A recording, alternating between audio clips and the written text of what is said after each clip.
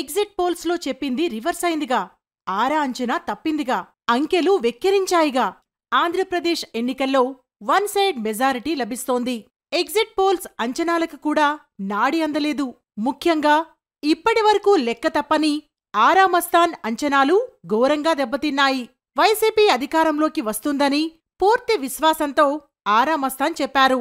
ఆయన మాటలను నిజమని చాలామంది విశ్వసించారు.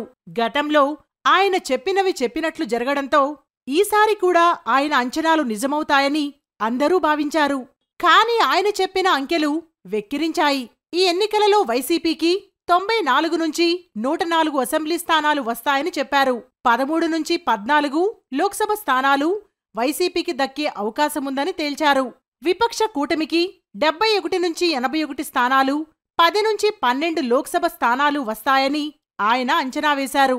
ఓట్ల శాతం 2 మాత్రమే ఇద్దరి మధ్య ఉంటుందని చెప్పారు. అయినా వైసీపీదే విజయం అని చెప్పారు.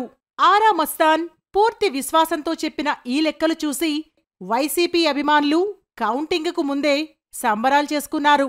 ఈవీఎంలు తెరవకముందే తాము గెలిచినట్లు ఫీలైపోయి ప్రమాణ స్వీకారానికి కూడా సిద్ధమయ్యారు. ఇలాంటి పరిస్థితుల్లో ఆరా మస్తాన్ అంచనా తప్పింది.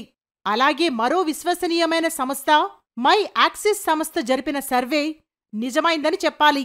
మై యాక్సిస్ అత్యధిక పార్లమెంటు స్థానాలను కూటమి సాధిస్తుందని చెప్పారు.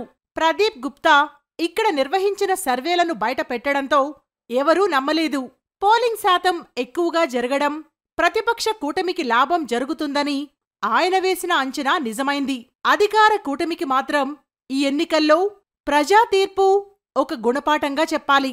ఎందుకంటే ఎగ్జిట్ పోల్స్ అన్నీ నిజం కావు. అలాగని కొన్ని విశ్వసనీయత సంస్థలు ఇచ్చిన అంకెలను కొట్టి పారేయలేం అన్నది మరోసారి రుజువైంది.